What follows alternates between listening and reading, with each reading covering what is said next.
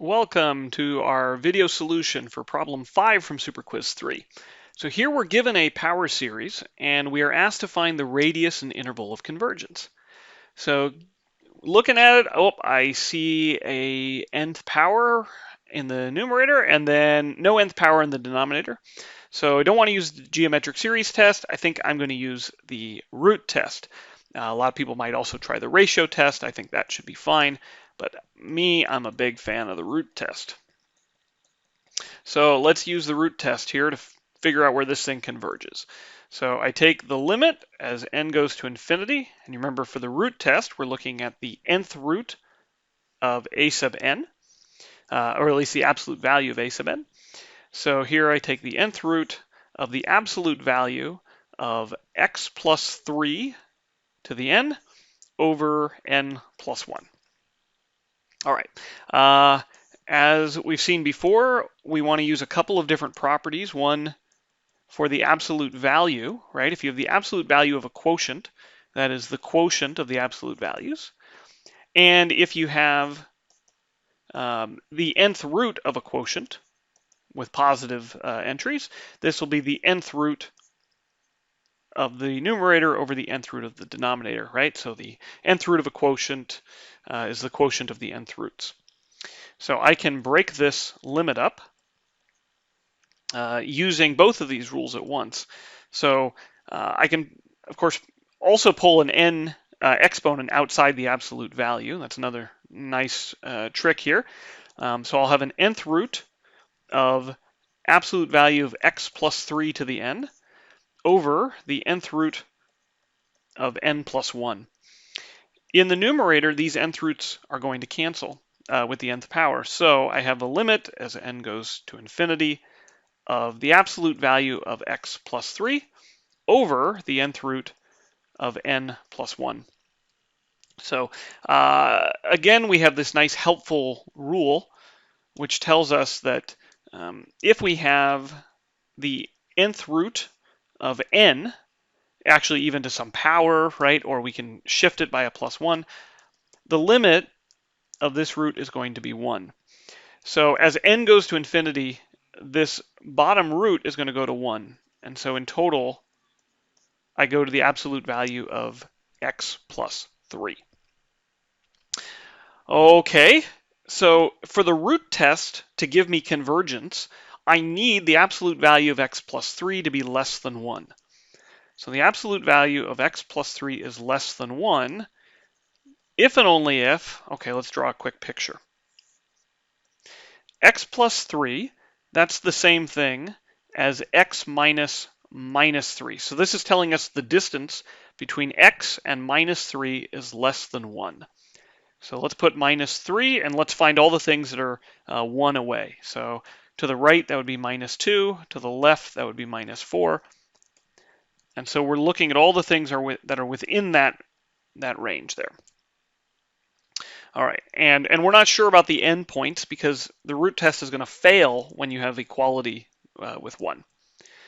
All right, so, but we can now say here x has to be between -4 and -2. All right, so this tells us thus the original series, so the original series x plus 3 to the n over n plus 1 converges if x is between -4 and -2. We also know by the root test, so and diverges if x is less than -4 or x is greater than -2, right? So if you're outside of that blue band, right, between -4 and -2, you know that the series will diverge. All right, the only thing left to check are the endpoints. Okay, so what about the endpoints? So the endpoints are when x is -4 or when x is equal to -2. So let's see. When x is equal to -4, all right, our series was, let's see, series n goes from 0 to infinity. And now we see it up here. When x is -4, we get -4 plus 3, which is -1, to the n. Okay, cool. We get an alternator over n plus 1. All right. So this is an alternating series, and so we can use the alternating series test. Now, to use the alternating series test, we need to check the hypotheses for the alternating series test. So what are the hypotheses for the alternating series test? Well, we need for the underlying sequence, all right? So over here, alternating series test. If we have a sequence, a sub n, we need that sequence is eventually decreasing. Okay, so it needs to be eventually going down. Okay, in our case, the underlying sequence is 1 over n plus 1, right? We ignore the alternator. So 1 over n plus 1. Well, as n goes up, n plus 1 goes up, and 1 over n plus 1 goes down. So this is eventually decreasing. We also need that the underlying sequence converges to 0. So we need a sub n converges to 0. Well, sure enough, right? As n goes to infinity, 1 over n plus 1, right? So 1 over n plus 1, that converges to 0. And so we can use the alternating series test. So by the alternating series test, this series, -1 to the n over n plus 1, converges. Hey, how nice. So we actually can go back up to our picture, and we get to include -4 in our interval of convergence. Okay, what about the other endpoint? X equals -2. So now I have the sum from 0 to infinity. -2 plus 3 is +1. So I get 1 to the n, which I don't have to write 1 to the n. I just write a 1 over n plus 1. All right, and this looks very similar to the harmonic series, right? In fact, it is. So we know actually that 1 over n plus 1 is asymptotically equivalent to 1 over n. All right. In fact, we could prove that, right? So how do we prove that? So we would look at the limit of the ratios. So 1 over n plus 1 divided by 1 over n, which is the same as times n over 1, which is the limit as n goes to infinity of n over n plus 1. Okay, and I play the normal game here. I multiply top and bottom by 1 over n. And when I do that, I'll get the limit as n goes to infinity of 1 over 1 plus 1 over n. And as n goes to infinity, we see 1 over n goes to 0, and so this fraction goes to 1, which is a positive constant.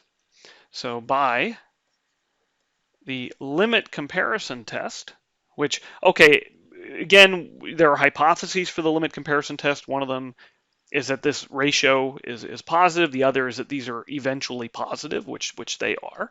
Okay, so these are eventually positive sequences. Actually, they're always positive. So we can use the limit comparison test, and we know that the series for 1 over n plus 1 converges if and only if the series for 1 over n converges. All right, but this is not true, right? This is the harmonic series again. Harmonic series, and it diverges. Okay, and so we conclude, so thus, the series we're trying to understand, 1 over n plus 1, diverges. All right, so that means at -2, we do not get to include that endpoint. All right, so we can head back up. We've completed everything. The radius of convergence, okay, that's the radius of this interval, right, which is 1. So the radius of convergence is 1. And the interval of convergence, so this goes between -4 and -2. And we showed that we do get to include the -4, but we do not get to include the -2. And there we go.